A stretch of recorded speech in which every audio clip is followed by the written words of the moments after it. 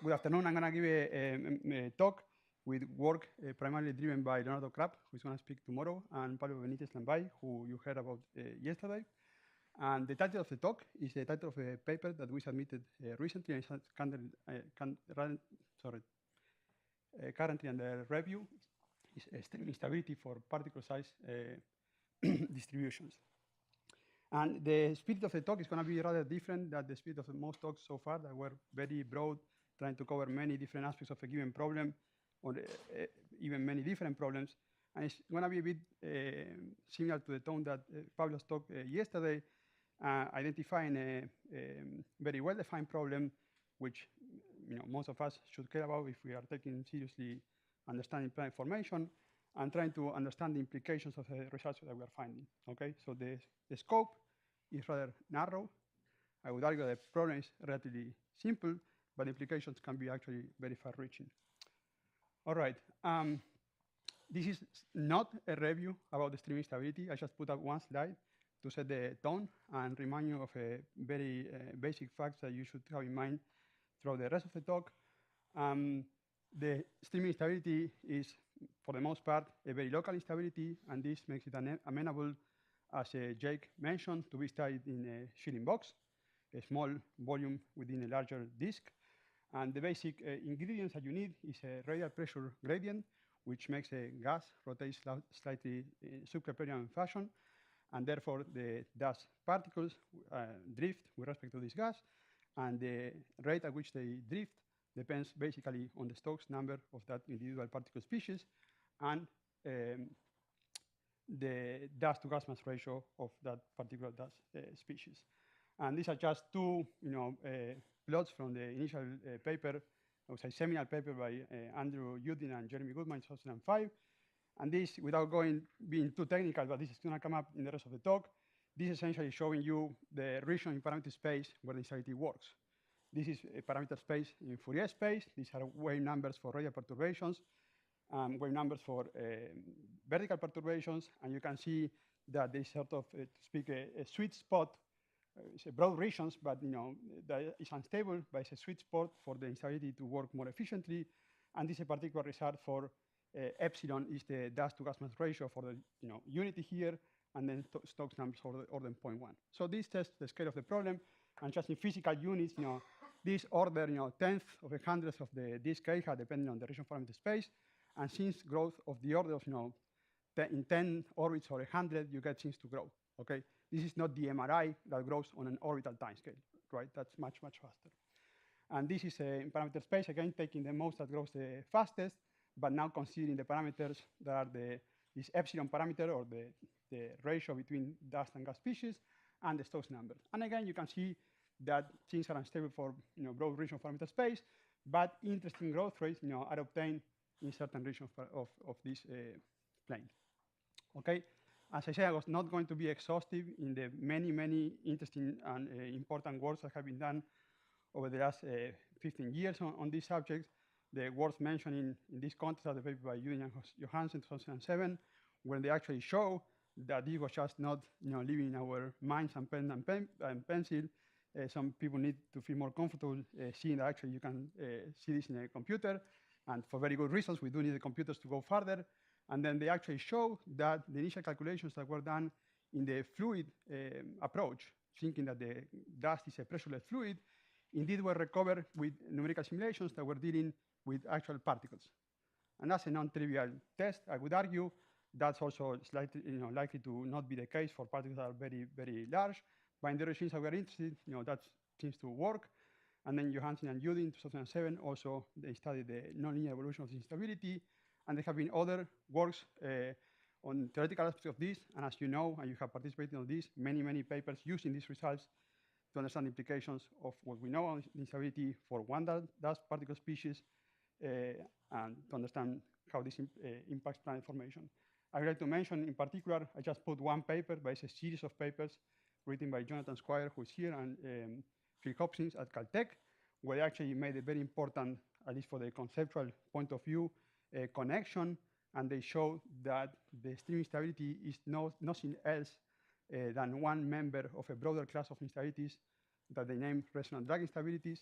I don't know if somebody came up with that name earlier, but I'm not going to tell you much more detail of this, except for a few more words at the end of the talk, because Jonathan hopefully is going to illuminate us all tomorrow with the details. So I wanted to say before I actually start showing you the work that we have done, that the vast majority of the work, numerical and analytical, has been done exploring one dust particle species, with a handful of exceptions that have happened much more recently, where people have begun to study what happens in numerical simulations when you include a handful or maybe 10 or 20 particle species, okay? I'm not gonna discuss now. I'm gonna show you what is the first systematic study of considering particle size distributions in the linear regime of stability. This is the previous step, at least in our mind, to understand on solid footing the numerical simulations of the future for particle distributions. These works have been done by people in the room, Shunin Bai, Jim Stone, and also by the group at Lund, led by Anders Johansen, and I think the paper was led by Noemi Schaffer. All right, so what is the point we want to address? Pablo showed yesterday this very simple sketch for a particle size distribution, and I have chosen to parameterize this as the epsilon dt, where epsilon is the dust to gas mass ratio, and TS here is a Stokes number. You can do this in many different ways. This is just a particularly convenient way of doing it. And I'm just going to adopt a very simple model. It's just a power law. There's a minimum Stokes number and a maximum Stokes number. And then nothing I'm going to say depends on this very specifically, and this can be generalized for whatever distribution you want, provided that it's not time dependent. If it's time dependent, we can do that in the future. There are a few details I need to sort out. But if this is a time-independent particle size distribution, we can deal with anything you want. We have just chosen a very simple case that many people use. So this is pretty much what you need to know. If you have a distribution like this, then and you define a range of Stokes numbers with this is going to be the integral in this curve is the mass corresponding to the particles in that particular bin, and then the integral under the curve is just the total dust to gas mass ratio. Okay, so what we are going to deal with is a discrete representation of this continuous distribution for n dust species, and that is just going to be given essentially by a collection of numbers, right? The mass in each particle species and the Stokes number that you are assigning to that particle species, okay? And then you can do this any way you want, but we just chose one way to do this, but the results will not depend on this particular choice. And the constraint we're going to have is that the sum over species gives you the total mass, which is reasonable assumption unless you have some source of dust. Okay, so this is not meant to scare you, but just to show you what we are dealing with, and just to connect this to work that has been done previously. This is just the system of equations that you solve in the framework of the Shearing box, continuity for the gas, continuity for each dust species, momentum for the gas, and momentum evolution for each dust species. I'm just going to draw your attention to a few terms. This is a term that is constant pressure gradient that is responsible for the gas rotating slightly lower than Keplerian. There's just expansion of the tidal potential in the Shearing box. Coriolis forces, this is a term that you should care about, and it has all the right ingredients. This describes the coupling between the gas and the dust, and this depends, as expected, so to speak, of the dust to mass gas ratio per species, the Stokes number of each species, and then the drift velocity between gas and dust for that particular species. Okay, so nothing surprising, just setting out the problem. And then you have a term here that accounts for the interaction between the gas and the dust in the equations for the dust. Okay? So this is a system of equations which is not that trivial to solve numerically. And I would say even analytically it's quite daunting. I can tell you that I was quite impressed when I learned that Leonardo and Pablo had actually found steady-state solutions for this system of equations. Because if you want to study extreme instability, you need a background solution which is in steady state. That's what Jeremy and Andrew did back in the day when they wanted to understand the linear analysis. And this is a prerequisite, I would say, to do a problem that is well posed. You need a steady-state background solution. Maybe you can find that numerically, but finding analytically, I would say, is priceless, because now you have a set of equations that are close. I'm not going to write down the explicit expressions, but the solution looks quite genetically like this. the velocity of the gas and the velocity of the dust for each species can be written as a Keplerian form, plus a departure from this, which I'm not going to bother to write down explicitly, but what you should know is that the departure of the gas with respect to this velocity, background velocity, and the dust species for each dust species with respect to the Keplerian shear depends on these two functions, so to speak, that are a sum over species. And this is to be expected. So this is saying that in principle, if I have n dust species, even though each dust species is not talking to each other directly, because they talk to each other through the gas, then when you want to understand the circumstance dynamics of n dust species, you need to carry out all of them, okay? All right, but the point is that for the first time, to our knowledge, in this paper that Leonardo is gonna describe tomorrow, and it's far more rich than I'm just saying right now because it's explored a new numerical technique to deal with these equations, but you will hear about that tomorrow. For the first time, we have a set of closed analytical expressions that describe the steady-state solution of n dust species in a disk. This is a non-trivial statement, and less trivial is that they actually managed to also show how these expressions look like in a global setting, okay? But I will let Leonardo maybe mention this tomorrow. All right, so now I have set everything, okay? I have set everything up. We have a steady-state background over which we can perform a linear model analysis. I'm not going to go into the details of how to do this right now, but if you want to discuss this in detail, I can tell you later. The bottom line is that now you have a set of equations. Now you have 4 n plus 1 equations, yes? So dealing with 2 fluids, okay, 3 fluids becomes a bit more cumbersome. You want to handle 100, that becomes more challenging, okay? So it's a large system of equations, but we learn how to deal with them in a very efficient manner. So the bottom line is that once you have these equations for the background, what you need to do to perform a linear model analysis is to perturb that background, find the equations for the perturbations, assuming that perturbations are small, linearize those equations, and then it's convenient and this system can be dealt in this way. You can work in Fourier space, yes? And then for each individual mode in Fourier space, which is identified by the radial weight number and a vertical weight number, you can solve the eigenvalue problem and then find if there are modes that grow and which ones are those, and so on, right?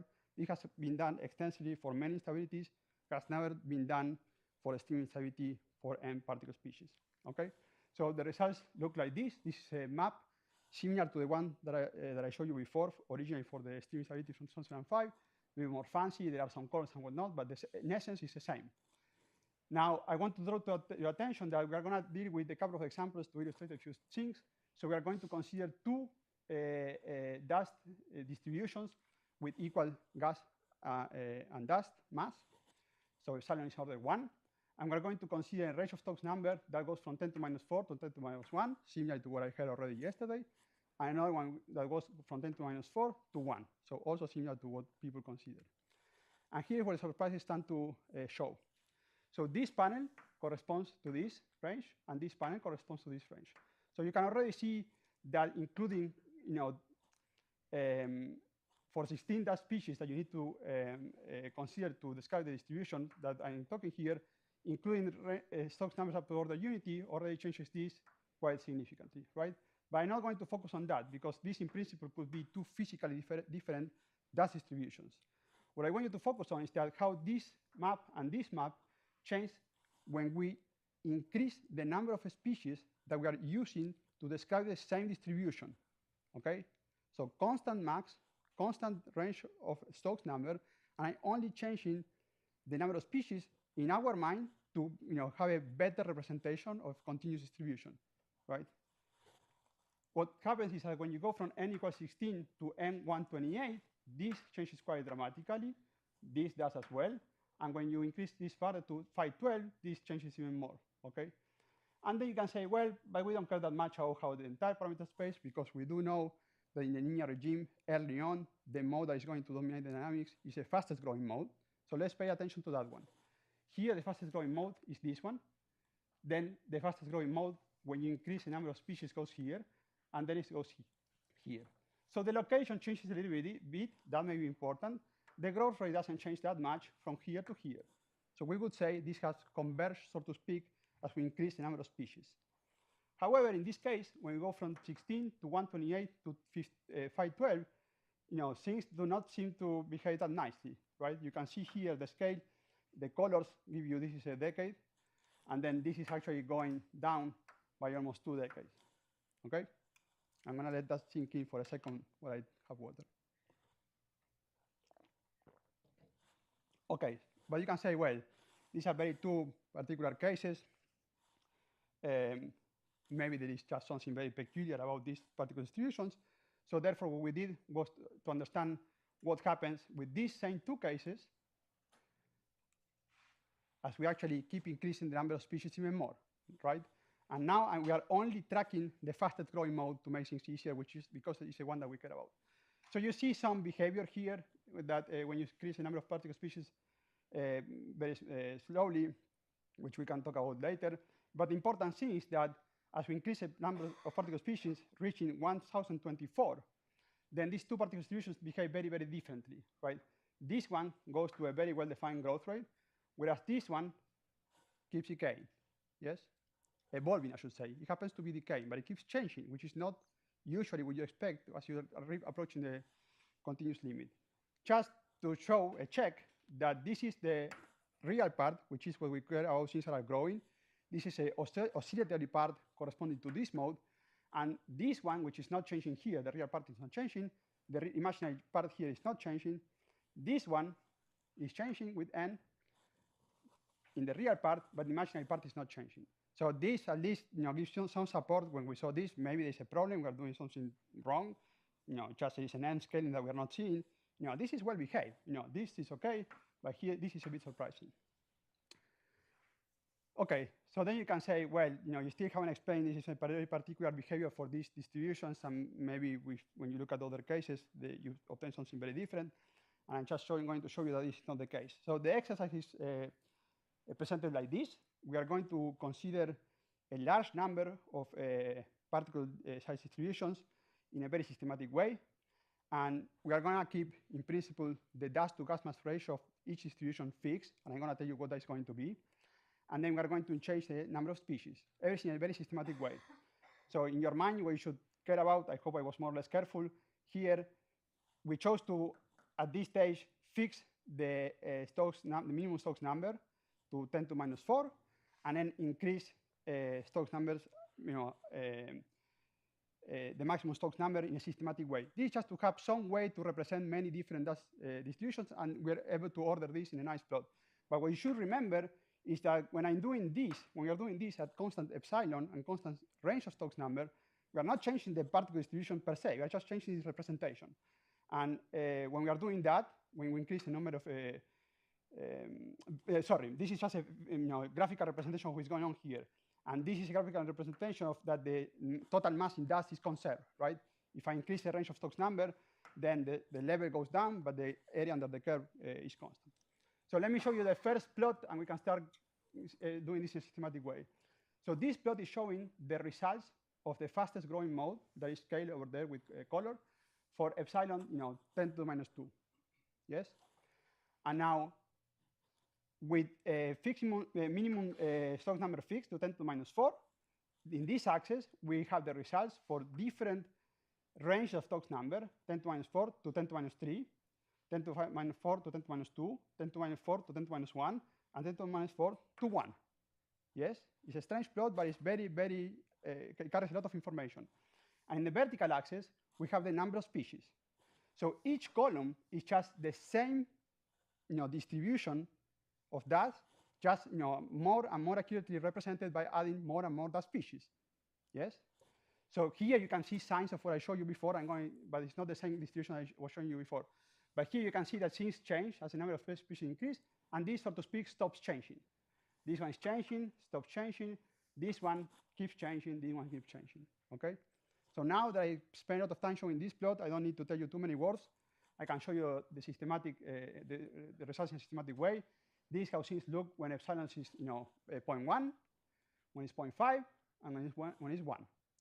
So the thing that should strike you after everything I have said is that for a given particle distribution, the results seem to keep evolving as the number of species we are adding increases for most cases, not for all.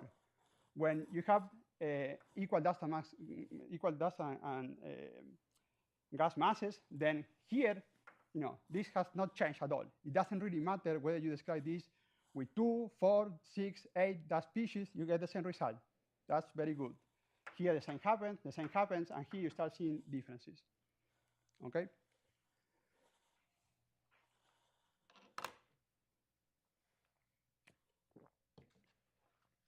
So there is a lot of information in these plots, which is very valuable. I'm going to try to understand this for some time.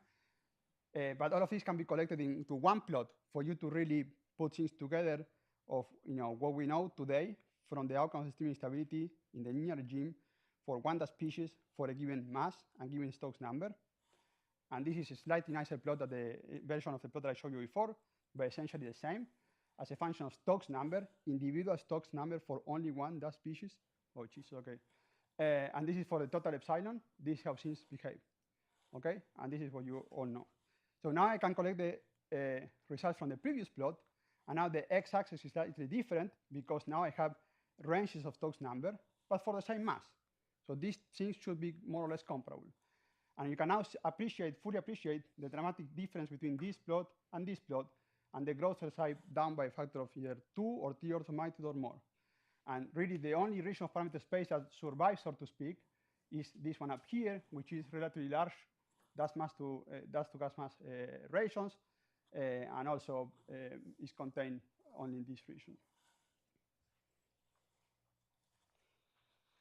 So I don't know how, I think I thought I was going to go slightly faster, but I hope you got across the main points. I can spend a few minutes trying to explain what we think is going on. And for this, we chose to deal with a simple example. Now consider the simplest possible case you can actually think about.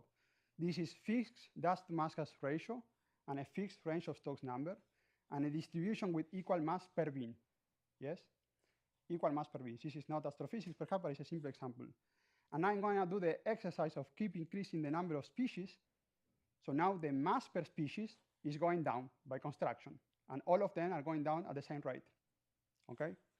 And now we can plot as a function of the dust to gas mass ratio for one dust species, and they are all the same by construction, the growth rate of the fastest growing mode. Yes? And now let's focus on the result first that we obtain for the distribution. Let me repeat this. It's an n particle species, all with the same mass, with a fixed total dust to gas mass ratio. And as I keep increasing the number of species, the mass in each of these species goes down. And the result is that for that distribution, the rate at which the stream instability grows is going down like this. Okay? And in green, I guess also for comparison, is the result that we obtain when we consider the particle species with just Stokes number unity, which happens to be the one that, if considered in isolation, it will be the one that grows the fastest in the range that we are considering. And the two results lie on top of each other. So this may seem puzzling, but what you can read out of these two lines coinciding is the fact that what seems to be happening is that in this case, in the distribution, when the distribution is considered, actually the parts that are carrying out most of the instability, so to speak, are those with Stokes number order unity. Yes, or unity actually. Yes, and this is for very low dust to gas mass ratios. And as we keep increasing this, the results do not coincide so well. And I can comment on this in the next slide.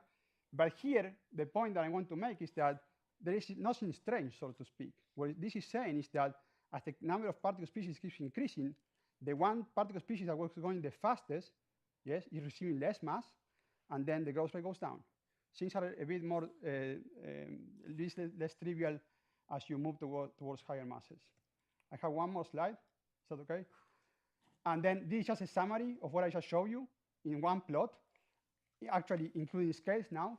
The growth rate here is going down with the square root of the mass for a given species, in this case for Stokes number unity, and this is linear, okay? And the reason I'm showing you this is because This is, we now can make a very important connection to the work that has been done by Jonathan and Phil Hopkins on restaurant drag instabilities, because what we are showing is that actually the way we are seeing the stream instability decreasing its growth rate as we increment the number of particle species, the explanation for that has already been given. This is true when the dust to mass gas ratio on the entire solution is very low, and the restaurant drag instability theory as has been developed actually applies. However, as we actually increase the dust, the mass of the dust in the distribution, things behave differently. This is this curve, okay? And we can go into a bit more details later. I'm running out of time. But actually what is happening now is that the restaurant drag instability theory, as it has been applied before to one dust particle species, is a priori no longer applicable to what we are doing. And the explanation is mostly that now one dust species gets out all of the rest because they are actually modifying the background very strongly, and this implies a non-trivial interaction or interference between them. And I have one more slide that I'm just going to put here for on one last statement. I think we should probably take questions and people can read you can the read slide. the statement. Yes. Questions? Well, thank you, first of all.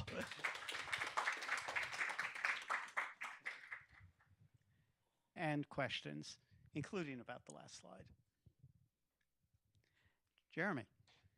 Well, good. You've answered your referee's report very well. Yes. But okay, so this is the traditional analysis of streaming instability, which is a homogeneous background, spatially homogeneous background, which is the cleanest case, of course. Homogeneous in the vertical direction. Homogeneous in the vertical direction in particular. In reality, there will be some vertical stratification of the dust, considerable concentration. In fact, right. So something else. So I mean, sorry. The take home from that, especially from that last slide, is that essentially, at least at the relatively high dust to gas ratio limit, each species is on its own. It grows, or at least the dominant species grows at the low end. Sorry, at the low. Okay. Yes. If I can just put it back. Yeah. Yes. Square root versus the. Sorry, I don't remember. In the single species limit, as the dust to gas ratio goes down, is the growth rate linear or quadratic, or square root? No. Sorry, the blue one is the low dust to gas mass ratio. Well, in any case. And square root. So it suggests that each one of these species wants to resonate with a different wave that's traveling at a different speed, and they don't interfere, but they don't cooperate. Yes. If there's vertical settling, there's a different regime where you get a midplane that's essentially dominated by dust, or has an epsilon of order unity. And in that case, the whole dust layer is sliding with respect to the overlying gas. Yes. And there's a vertical shear then between the dust enriched layer and there's a version of this, actually older, that can still occur in that case. So yes. Just a comment. Okay. I appreciate the comment. Other questions? Chris? So at least for the steady state, I've seen that there are solutions that use an integral representation for the particle size distribution. Yes. Would that help you, or that's a very good point. We actually thought about this. I would say that we gave up momentarily because we had a very clean way to address this problem the way we did it. In principle, it's true. One could try to actually develop a continuous approach. It was not obvious how to solve that problem, but to be completely honest, now understanding the results the way we do, I don't think that's going to help. Maybe Jeremy has some insight into this. And I even know that some theories that develop a continuous limit first have some issues that then you have to actually try to solve. So we were happy with what we are doing this way, but that could be, I don't know if you thought about this. Sorry, what's the question? The question is, what would happen if we were to actually, instead of dealing with discrete number of species, deal with the problem continuously? And I'm stating that even though I think that's a fruitful approach to maybe produce some insight, I don't think that what I just mentioned is going to go away. Here, I can make n as large as I want. Yeah, I don't think it would be technically difficult and probably not very rewarding. I agree. I want to make sure that you got this point, that understand that this is being done for a limited number of dust species, which may be nevertheless very large to what you're used to thinking, but it's 1,000, 2,000. This is not yet the continuous limit, but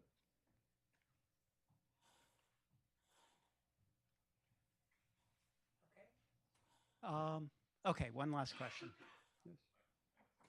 So I was wondering, with one species only, for epsilon equal 10 to the minus 2, we know from the models of Daniel that you cannot get this streaming, right? You need at least 2 times that.